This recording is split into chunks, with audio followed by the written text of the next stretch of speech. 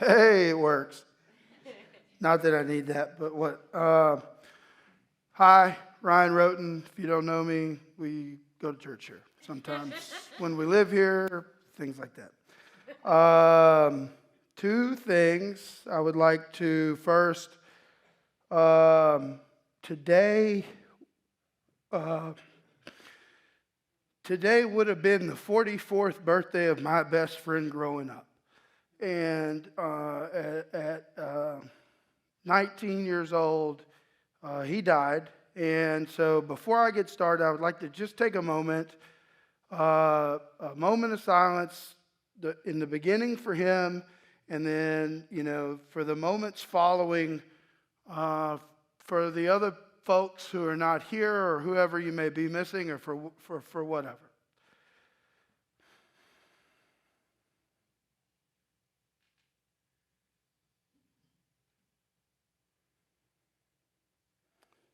Okay.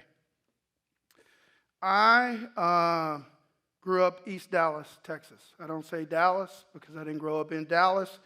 I grew up in East Dallas. And if you're from a place like Dallas, it matters where you grow up. And you often don't leave the little part where you grow up. You don't go to this side or that side. You might not be welcome there. They might not like you. But I grew up in East Dallas, Texas. I'm an East Side boy, and I still love East Dallas, Texas. And my wife calls it hell. And she says, "You grew up in hell," but I loved and love where I grew up. And I loved my neighborhood and my friends in the neighborhood and everything like that. But it was a rough place to grow up. And um, me and some of my friends found um, the rough side of things inviting and welcoming for whatever reason. I don't know, but we did. And at the age of 12 years old, we began to bury friends. So, I took that moment for Jay this morning, but following that for all the other moments, because today was Jay's birthday, but I think about Jay every day. And so I'm sitting here this morning, I'm thinking, what would Jay's kids have looked like? And then I think, what would Peter's kids have looked like? And David's kids, and it just goes on. And we were playing serious games at 12 years old that we didn't understand. And, I think the saddest part is we thought it was fun. And,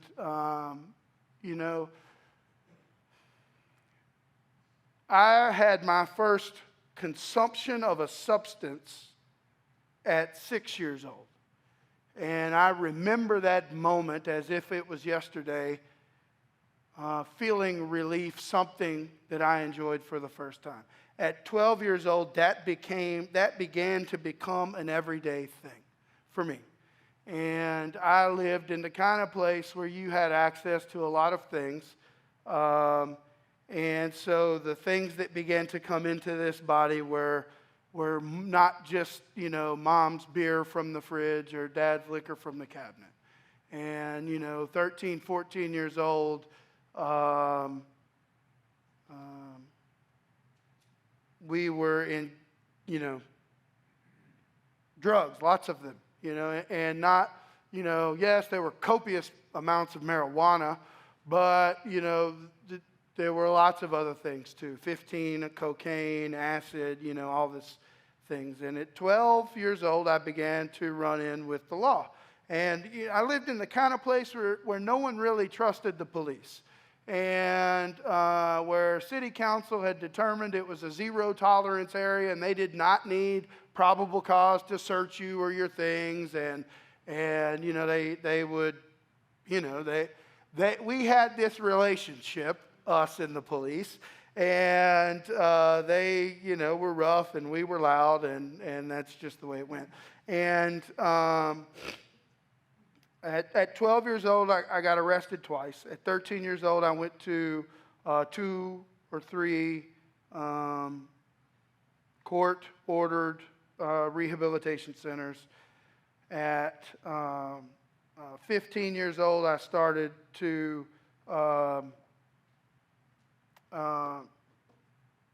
get addicted to cocaine.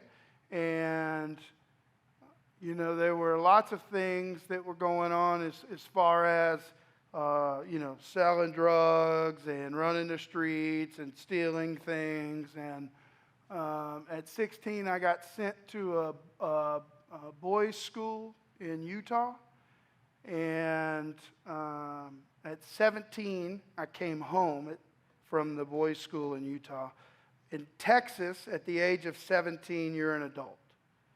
And at 17 years old, I came home from the boys' school in Utah, and I walked in the door, and I had a $1,500 check from working hourly jobs at the boys' school. And I walked in the door, and I grabbed my stuff, and I walked out. And I dropped out of high school, and I took that $1,500, and I did what I knew how to do at that time, and I bought a little bit of drugs to make a lot more money to do this, vice versa. And from that point on, I pretty much didn't go home. And that's what life was like. And at New Year's Eve, 1997, I was 17 years old. I went to some party. I OD'd on some drugs. They threw me in the back of a truck. They dropped me off on my mom's front porch. They rang the doorbell. They left. And my mom called the ambulance, and I went to the hospital. And this is what it looked like. And the further it went, the deeper I got. And I kept thinking, that if I had money, if I had this, if I had that, and, I would feel better, things would be okay, and the crowd is thinning out, and some people were growing up, maturing, and some people were dying, and I just kept this thing. And, then we're, if you took like The Sopranos and Sons of Anarchy and Breaking Bad and White Collar, and this is what, some combination of all these things was what life looked like. And, it's not totally pertinent that I get into all the nitty-gritty details of what it was, but it was what you see on TV and some of the people you see in the news, and that's what life was like. And, we would send people into the Chevrolet dealership with a duffel bag full of money and come out with 2 cars. We did what we wanted. We had what we wanted, and that's what I thought I always wanted. And I can remember going back to 12 years old. See, my parents divorced when I was 2. And my dad was present in my life. He was not unpresent, but he had this travel job, and we saw him every other weekend. And, this kind of stuff. But he, I'm not taking him out. I love my dad. My dad loved me, and he was there. But I lived in the house with my mom. And my mom worked full time, and she worked a couple of side jobs at night out of the house. My mom, she graduated college when I was 17. She was doing all this, right? But I remember at 12 years old telling her, this does not look fun. And I don't want to do this. I'm going to do something else to get my money. I'm not doing this to get my money. This looks like a terrible way to get money. You look like life sucks. And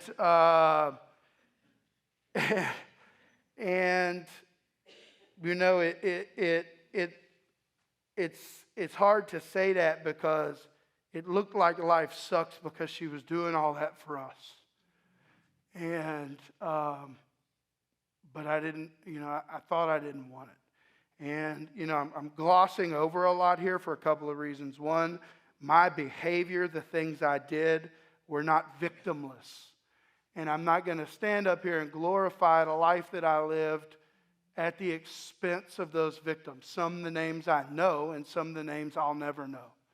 And because we were doing things all over town, theft and all this other stuff, and there were victims of each one of those things, and I don't know their names, and I don't, but I think about those people every day. I think about the people we lost every day. I think about the things that we did collectively and the things I did individually every day, and that's my cross to bear, and I know that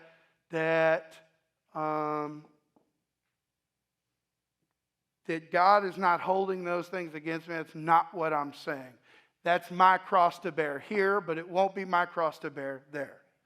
And so anyway, life is like this. And, when I OD'd that time, I got put in this rehab center in East Texas called House of Isaiah.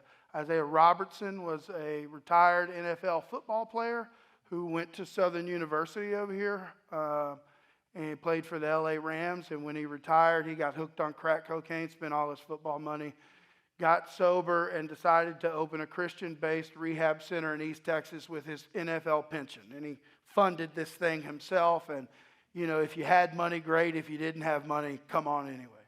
And I ended up there.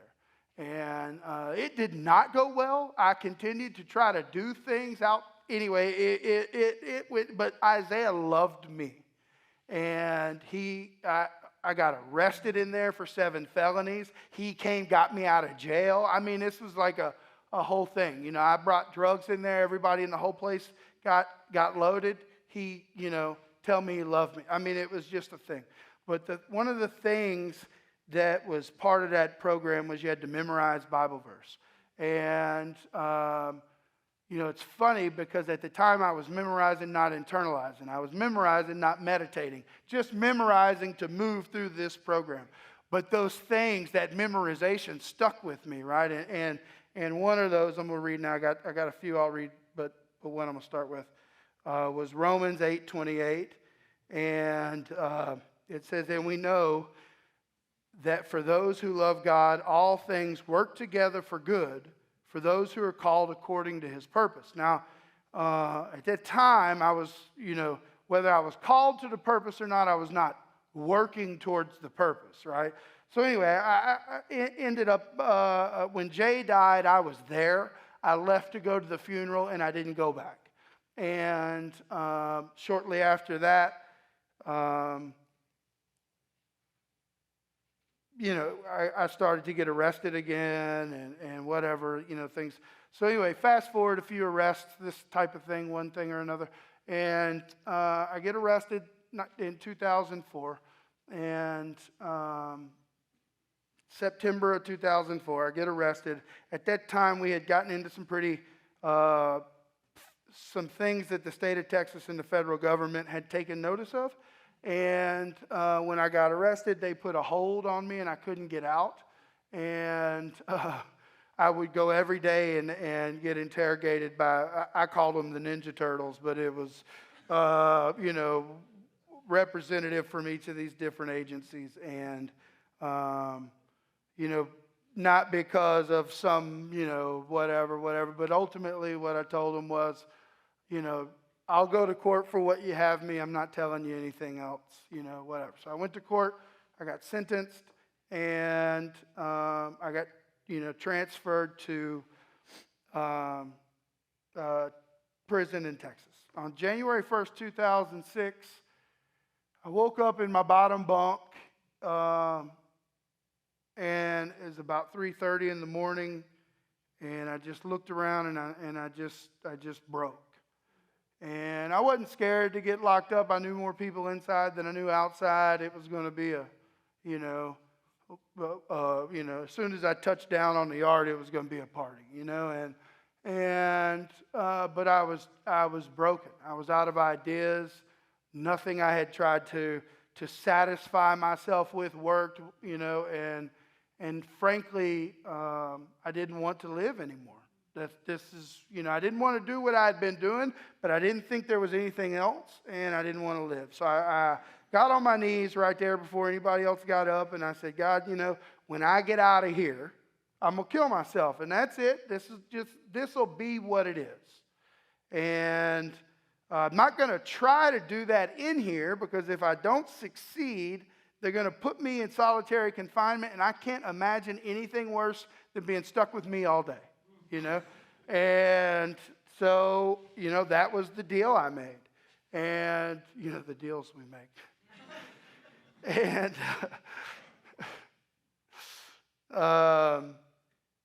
so fast forward, I don't know, a year or so, and they had this revival in the unit. And I didn't go to the revival. That's not where I'm going. What?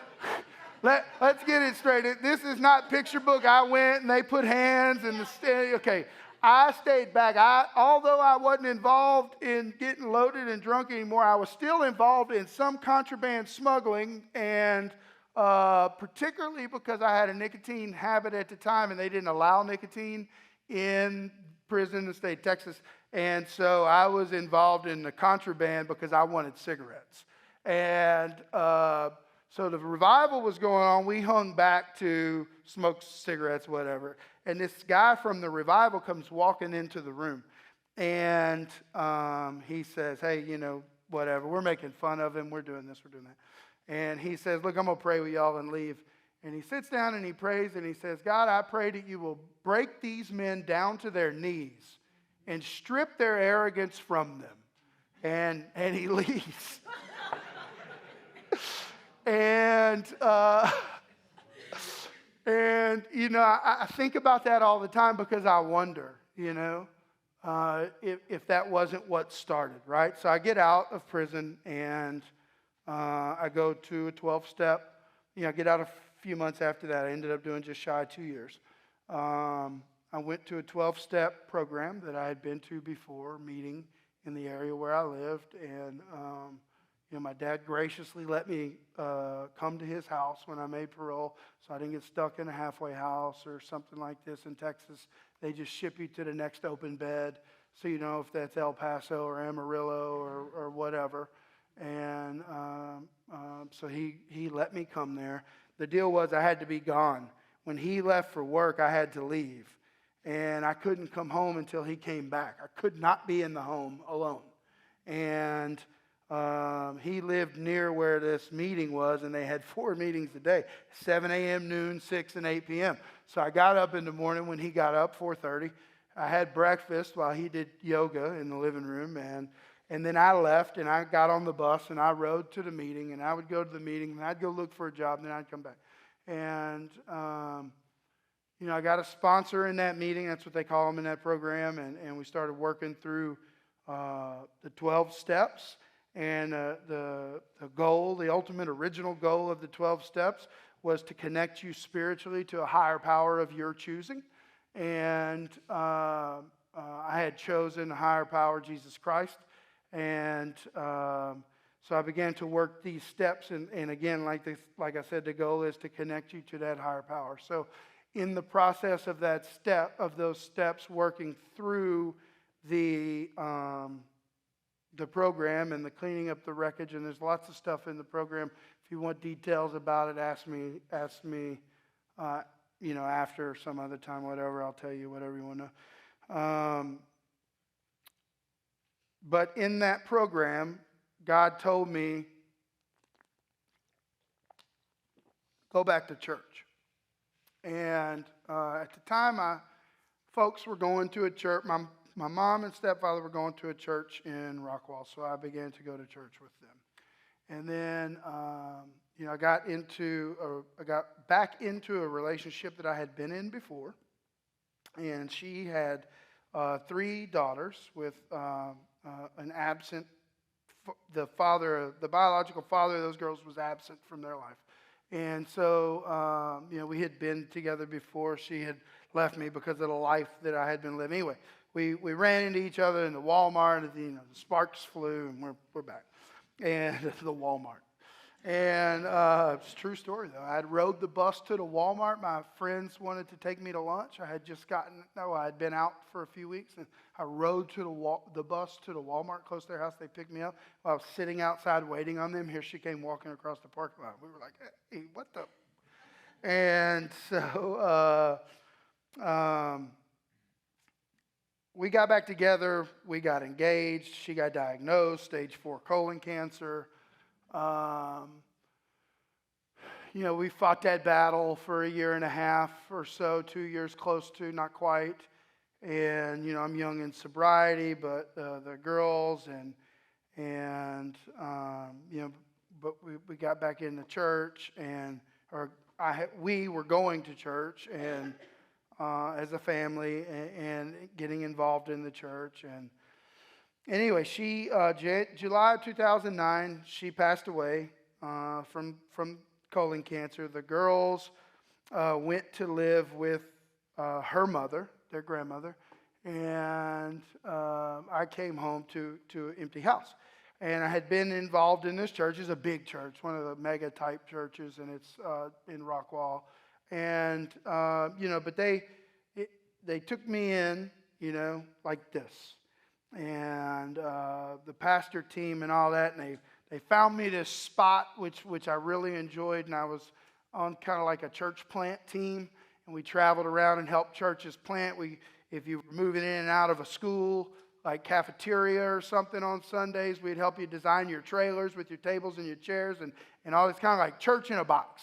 And we did this in Boston, and we did this, we would go and we would partner for many years, and we would go a couple of times a year and do different things with them. But then we did it in Dallas. And anyway,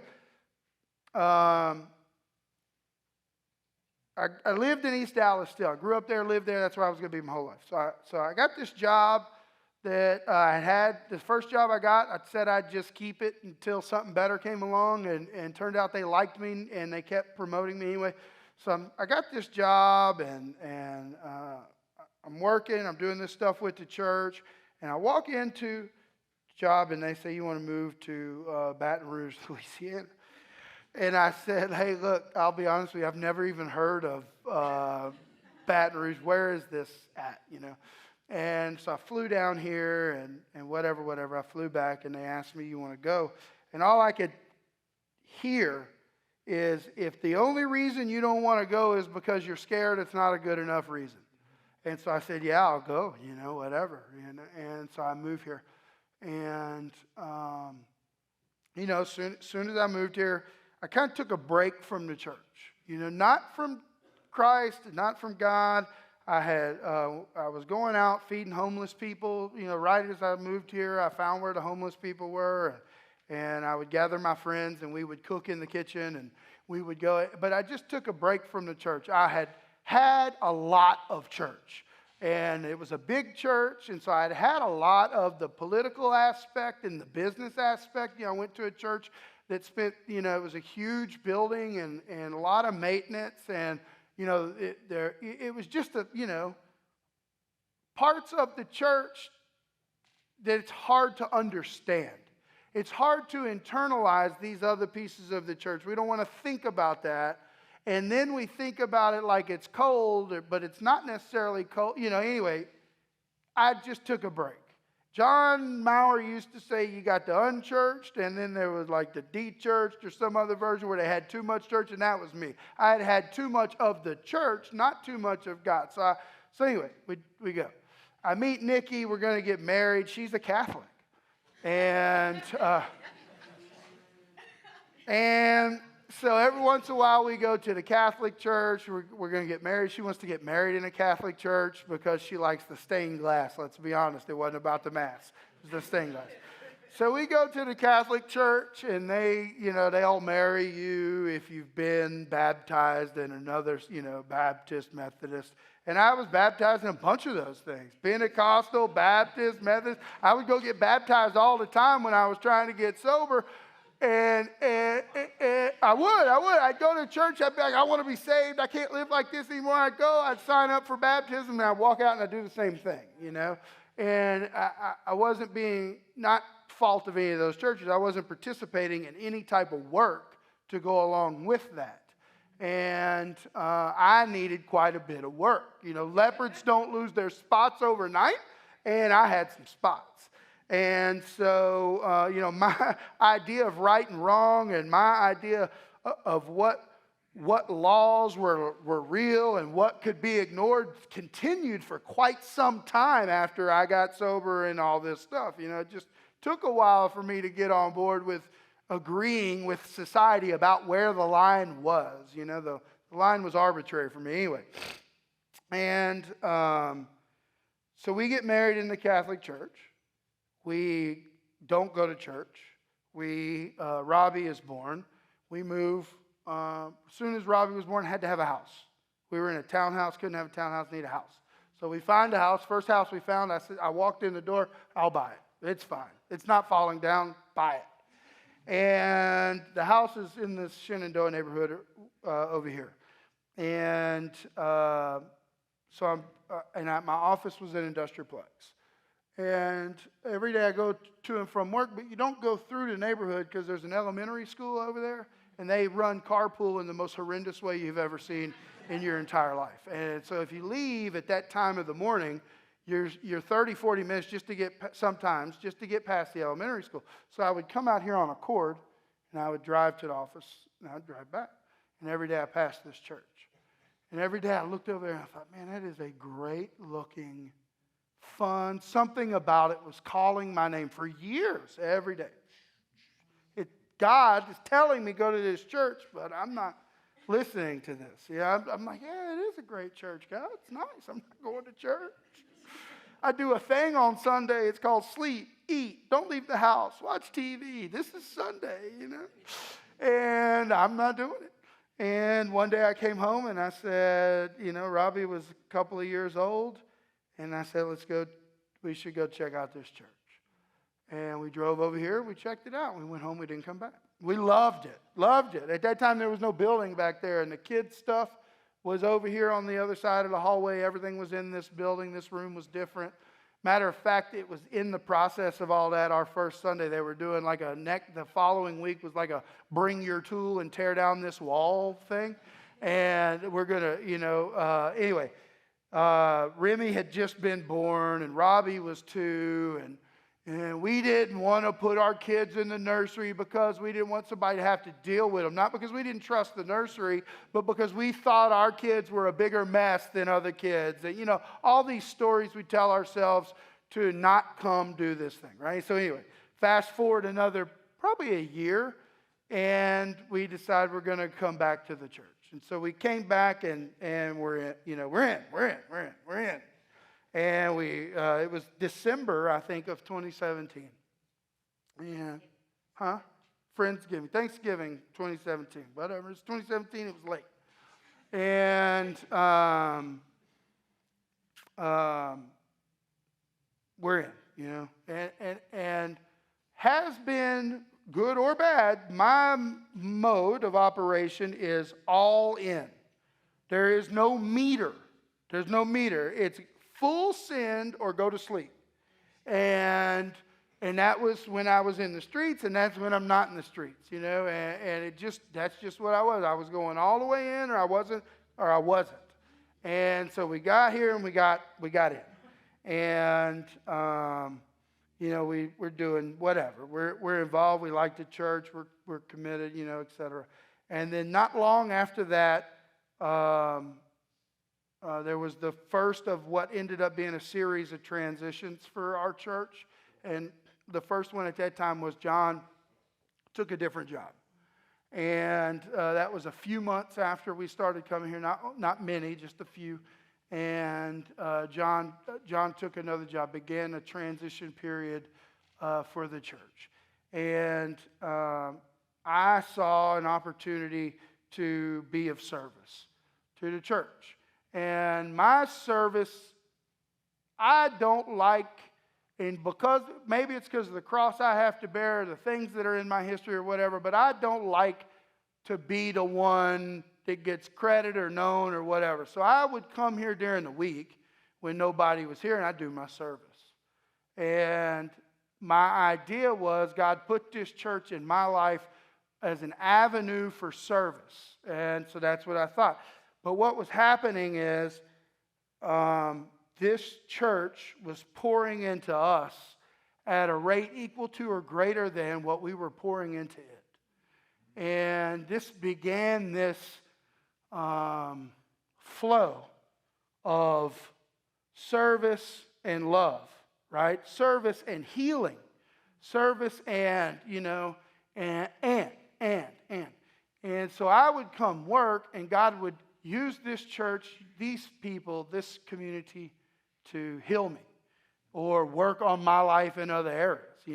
I would get particularly frustrated with work, and and come spend my week here doing church stuff instead of work. I work remote. Nobody really knows what I do or what I don't do. And, I would say, you know what? I'm not doing work this week. I hate you people. I was looking for a job when I found this one. Fire me if you want. I've had nothing, and I know what to do with it. So, I'm not scared.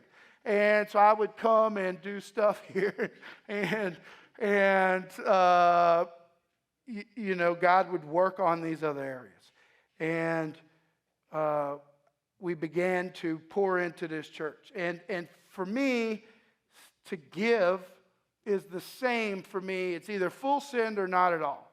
We were not intended, and the Bible tells me this in a number of places, to give comfortably. Money or time. We were not intended to give comfortably. We were not intended to protect our 401k over the needs of the community or the church. And it tells us that in the Lord's Prayer. It says, give us this day our daily bread. It tells us that again somewhere else in the Bible. It says, don't let your money bags get moldy or something like that, And, and that's the same series where it says, sell all your possessions, And so for me, it was give till I hurt, and the answer was yes. And the only reason the answer wouldn't be yes is if I was already negative. If there was a little bit of money and I thought there was a little more, then the answer was yes, put it on the credit card and let's see. I'm not saying everybody has the same risk reward things that I have, but that's the way it works for me. And in the process of that and the series of transitions that for this church that followed, God continued to give me a place to not just participate, not just, what's the thing here? Everybody gets to play. Not just everybody gets to play, but everybody gets to heal. And, in this process, I got to process through with Jeremy and Glenn and Nikki and some others. I can't remember who all was in that bunch. We went through this program where we went through all the way back in our life childhood traumas in a guided type of program, but we did it here every week, and we did it together.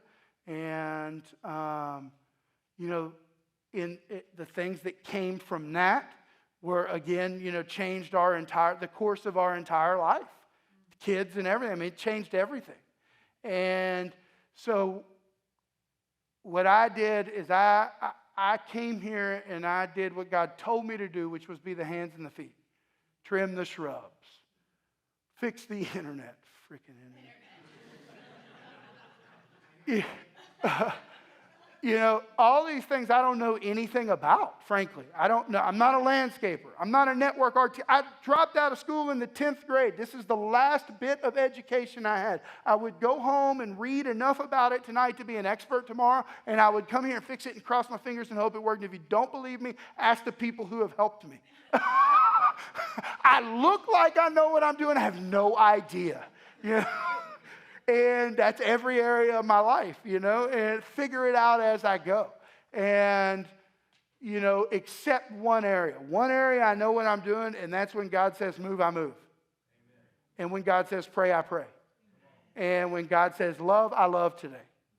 And when God says meet people where they are, I meet people where they are. Not where I want them to be, not where I am, not where I want to be, not fake, not this. The Bible tells me over and over and over again to be humble, to be this, to be that. And that means a variety of things. It's not just being like Obi-Wan Kenobi on the front row. Humility is thinking of other people first. Humility, there's a whole bunch that goes into that besides being, Master Yoda, right? And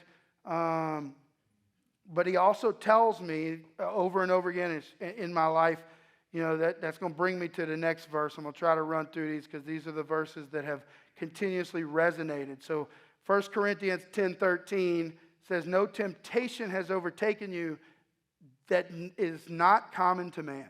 God is faithful, and he will not let you be tempted beyond your ability. But with temptation, he will also provide the way of escape that you can endure it. Not the way of escape that's comfortable, not the way of escape that's easy, but that you can endure. We can endure a lot more than what feels good, right? And that was my experience too. I had to endure because when I came out of prison, it was going to be easier to do the thing I had been doing versus the thing I had never done and thought that I could not do. But I had to endure those phone calls to people knocking on the door. Ray, you're home. Let's go. No, I can't go, man. You don't love us. I love you. I can't go. You know, and I had this in my mind. It was going to be like one of those movies, those old like Jim Brown movies and stuff, where I got out of prison and went back to the hood and saved everybody. It didn't work, you know, and I still go home for funerals, you know, and the next thing that was one of the things I held on to from House of Isaiah was 1 Corinthians 9:24. And it says, do you not know in a race that all runners run, but only one receives the prize? So run that you may obtain it. Every athlete exercises self-control in all things. They do it to receive a perishable wreath, but we an imperishable. So do not run aimlessly. I do not beat as one beating the air, but I discipline my body and keep it under control, lest after preaching to others, I myself should be disqualified. And that tells me to focus on the work, you know, to endure, to sharpen, to put my head down, to move my feet and my hands. Don't focus on the car, don't focus on the job, don't focus on the bank account, don't focus on the pictures and whatever else. Focus on the work, right? Love these people because what I'm working towards is it's not here anyway, and I've had all that. I've had everything I ever wanted. Whether I took it or bought it, I've had it all. And it did nothing for me. I wanted to die at the end of it. And then this is where I'm going to end it. So in the time before I moved here and in the time after Tara died, I had this big empty house. And I had been hanging out with a friend of mine that was a photographer and an artist. And he did a lot of work with the homeless in Dallas. And he and I had this stuff going on. You know, where we had this, it's not a ministry because we didn't make them pray or believe in God or anything. We would show up, we would make friends with these people in Tent City and stuff in Dallas, and we would ask them what they needed. We would come back, play football, play games, whatever, and if they asked for prayer, we would give it, but it wasn't a prerequisite. You didn't have to read a Bible verse to get a sandwich. And you know, the funny thing about it was they all called us Christian, but we never told them we were, right? And but anyway, Hal had a friend named Paul. Paul had a tree trimming business, and his nickname was the Chainsaw Man, Paul. And Paul was in his 50s, and he had this tree trimming business, and he hit a particularly low spot financially, and he lost his home, and he had this dog, and he would take these trees, and he would make bowls out of them, and he would give the bowl back to the people. So you called Paul, the Chainsaw Man, and he would come take your tree down, and he would show back up unannounced with a handmade bowl out of the tree he had cut down out of your yard because he loved trees. And he loved to do that with the tree. So he had these lathes and all this stuff. And I went one night with Hal and Central Dallas Ministries to Steve Martin, the comedian. Did y'all know he plays the banjo? Steve Martin is a world-class banjo player. He has 3 or 4 CDs out. He is a phenomenal banjo player. He did a benefit concert for Central Dallas Ministries. Hal got some tickets. I was Hal's grandma's date. We went and saw Steve Martin play the banjo. On the way home, Hal's telling the story of the Chainsaw Man. How he lost his house and yada, yada, yada. I had this house. I said, Hal, tell the Chainsaw Man, call me tomorrow. I'm going to move him in. And I got this big empty house, and I got a garage. He can put his lathe in, and I'm going to move Chainsaw Man in. So Chainsaw comes over the next day. We talk. He moves in. He's got a dog. I got a dog. We both smoke cigars. There's a 28-year age gap. Doesn't matter. Chainsaw moves in. We become best friends. Chainsaw, when I moved here, Chainsaw gave me a bowl. And that he had made out of a tree. And not long ago, I moved here 11 years ago. 5, 6 years ago, we're doing something. I turned that bowl upside down.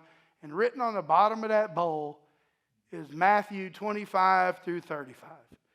And he says, Come, you who are blessed by my Father, inherit the kingdom prepared for you from the foundation of the world. For I was hungry, and you gave me food. I was thirsty, and you gave me drink. I was a stranger, and you welcomed me. I was naked, and you clothed me. I was sick, and you visited me. I was in prison, and you came to me. And that's where he stopped, and he wrote after that, The Chainsaw Man, the date I moved out of the house. And, he wrote, then you housed me, you fed me, whatever.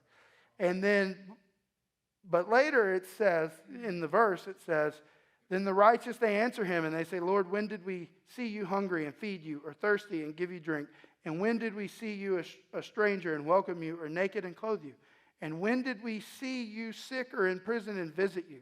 And he answered them, truly I say to you, as you did it to the least of these, you did it to me. And for me, although I didn't know that at the time, I was not intimately familiar with this verse before Paul wrote it on the bottom of that bowl out of maple ash that he cut down in Oak Cliff, Texas, because he wrote that on the bottom of the bowl too. I knew I had a knowing in me that God was telling me to love everybody. And that the answer was yes.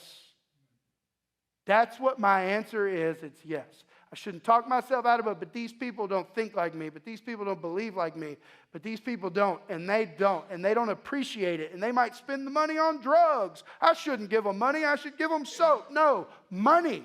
It's like, okay, I have money in my pocket, giving them money. And I do it all the time. I hand people $20 bills, what's in my pocket, because it's not my business what they did with the money or whether I think they're going to get high on it. And if they get high on it, my prayer is it's the high that ends the highs for them. Maybe that $5 buys them a rock, and maybe that high coming down off that rock, they feel what I felt on that bottom bunk, and they say, it's enough. I've had enough. Come get me, Lord, I've had enough. And just like for this church, my answer was always yes. It didn't matter what it was. But in return, the church's answer was yes too. And that's what we don't talk about. We talk about what we do. And we talk about what God does. But I want to emphasize today, when I wrap this up, that what God did for the last, I don't know the years, He did partially through y'all, through this church and through each one of you. And, my journey is not different in a lot of ways. Yeah, it looks different. The sets were different and the costumes were different.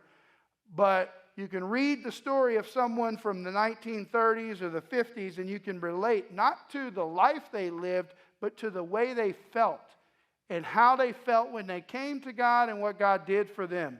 And in that way, my story is no different. It took what it took for me, and it takes what it takes for you. And it's been my experience here that this church poured into us. As a result, I have attempted to pour back into it. And that is the abridged version of the testimony and the shortest in which I have ever done so.